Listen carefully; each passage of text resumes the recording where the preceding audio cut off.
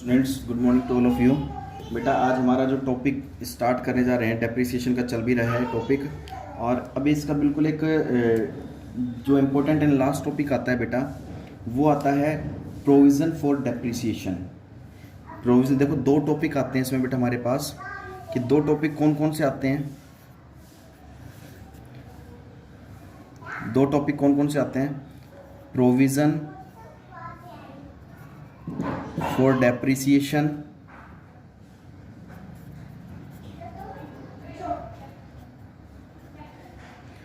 account is maintained, और एक आ जाएगा प्रोविजन फॉर डेप्रिसिएशन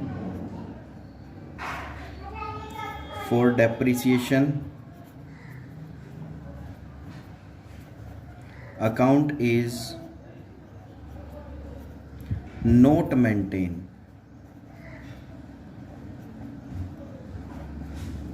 देखो दोनों तरह के हमारे पास कंसेप्ट है कि provision for depreciation account is maintain और नॉट मेंटेन। ठीक है, इसमें तो हमें provision for depreciation account is maintain करना है और यहाँ पर मेंटेन नहीं करना। देखो दोनों का मतलब क्या होता है, दोनों का मतलब ये होता है कि जैसे अभी तक हमने पढ़ा था, अभी तक हमने जो क्वेश्चंस किए थे उन क्वेश्चंस में हमने क्या किया था बेटा, कि हमने provision for depreciation account maintain नहीं किया था। ठीक है, provision for depreciation account is maintain और नॉट मेंटेन। जब आपको ये कहते हैं क्वेश्चन में provision for depreciation account is maintain, कि डेप्रिसिएशन अकाउंट अलग से बनेगा, मतलब इसके अंदर मतलब क्या है कि एक सेपरेट तरीके से हमें कौन सा अकाउंट बनाना है, डेप्रिसिएशन अकाउंट।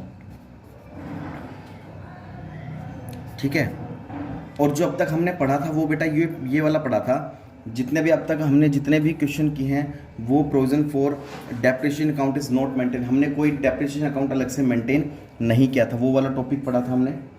तो एक सिंपल सा क्वेश्चन आता है हमें हमारे आगे कि अब हमें पढ़ना क्या है, provision for depreciation account is maintain, कि अलग से हमें डेप्रिसिएशन अकाउंट मेंटेन करना होता है बेटा। बस फ़र्क ज़्यादा नहीं होता, फ़र्क इतना होता है कि जो अब तक हमने क्वेश्चन पढ़े हैं उसमें हम क्या दिखाते थे, हर साल डेप्रिसिएशन दिखाते थे ना, लेकिन अब क्या करना है, वो डेप्रिसिएशन उसमें ना दिखाकर, उस अकाउंट में ना दिखाकर हमें अलग से करना है। तो अब हम जो टॉपिक पढ़ेंगे वो provision for depreciation account is maintain का पढ़ेंगे, कि अलग से हमें मेंटेन करना है, ये बात का ध्यान रखना।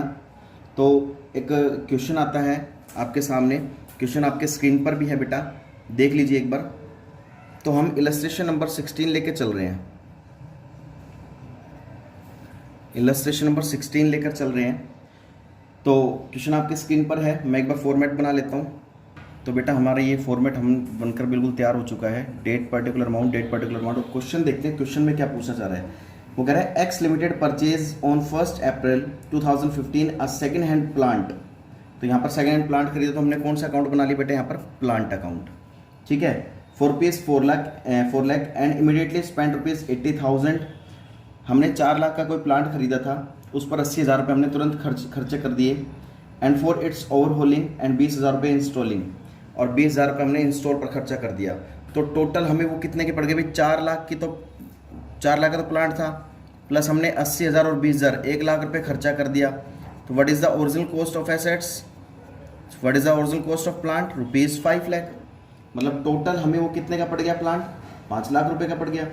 उसके बाद वो क्या कह रहा है, on 1 October 2018 the plant became obsolete, मतलब वो प्लांट खराब हो गया एंड वो सोल्ड फॉर रुपीज़ 2 लाख, हमने उसको 2 लाख रुपए में बेच दिया है। And depreciation is provided eight 10% per annum on original cost method. मतलब डेप्रिसिएशन बेटा 10% है, और ओरिजिनल कॉस्ट मेथड का मतलब क्या है, स्ट्रेट लाइन मेथड डेप्रिसिएशन है। अकाउंट्स क्लोज हमारे कब हो रहे हैं, 31 मार्च एवरी ईयर।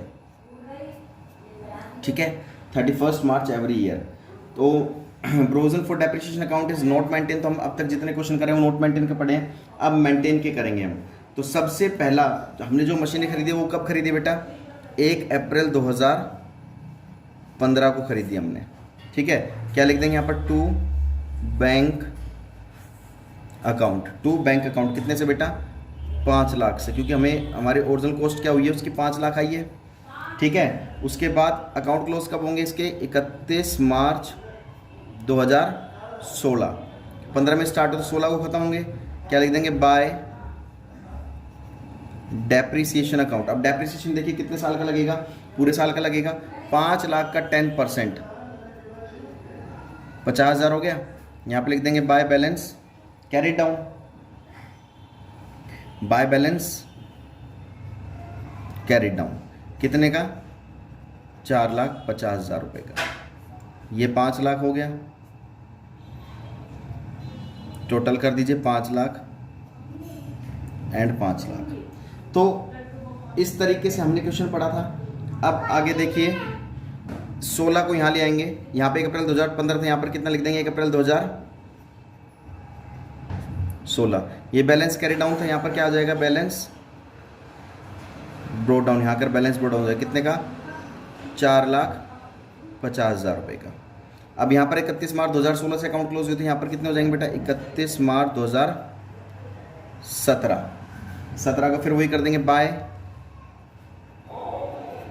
Depreciation account. कितने से लगा देंगे? स्ट्रेट लाइन मेथड में क्या होता है, जो डेप्रिसिएशन पहले साल लगता है वही लगता चला जाएगा। एक फिक्स्ड अमाउंट से डेप्रिसिएशन लग जाता है। अब इसका बैलेंस कैरी डाउन कर दीजिए। कितना आ गया? 4,50,000 में 50,000 की यूज़ कर ली हमने, कितना बच गया?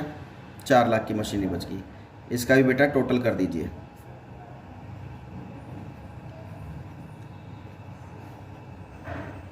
ठीक है, तीसरे ईयर की अगर हम बात करें, अब यहाँ पर 1 अप्रैल 2016 था, यहाँ पर कितना लिख देंगे? 1 अप्रैल 2017। ये बैलेंस जो कैरी डाउन था यहाँ के क्या हो जाएगा? ब्रोड डाउन हो जाएगा।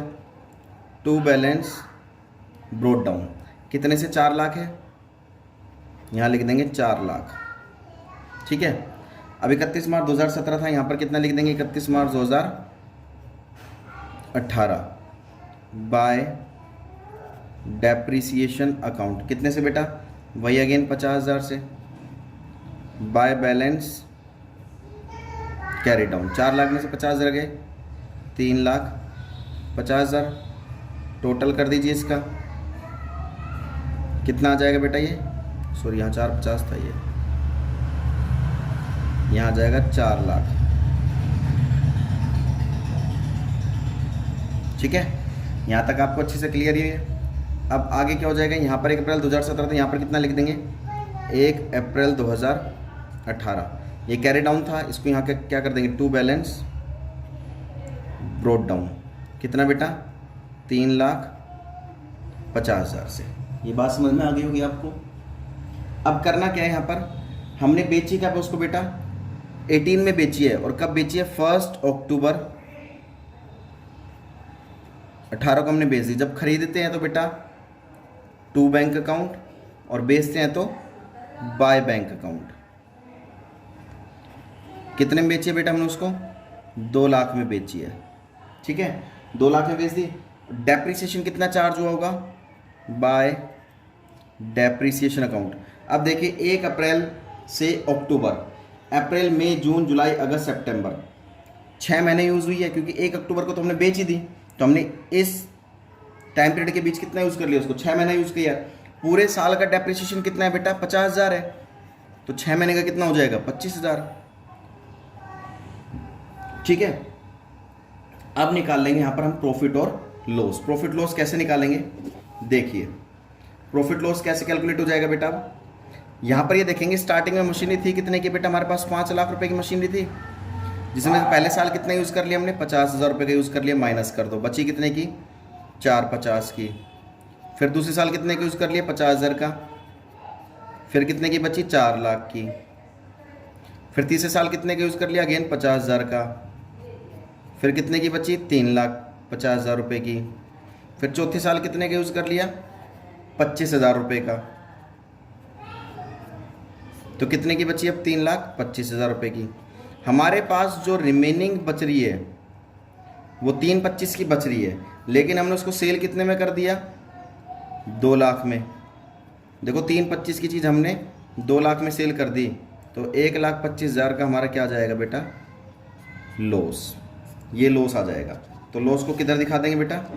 Credit side by profit and loss account. ये लॉस है बेटा, कितने का? 1,25,000 रुपये का। ठीक है, अब आप इसका टोटल कर देना, 3,50,000, 3,50,000। ये बात समझ में आ गई आपको? ये बात क्लियर हो गई होगी सभी बच्चों को बेटा? तो ये एक टॉपिक था, ये था बेटा provision for depreciation account is not maintain, अब तक जो हम पढ़ते आए हैं। नेक्स्ट वीडियो में हम इसी क्वेश्चन का जो टॉपिक पढ़ेंगे वो पढ़ेंगे मेंटेन का, कि किस तरीके से मेंटेन किया जाता है। तो बेटा आप चाहो तो इसका स्क्रीनशॉट ले सकते हैं अच्छे से।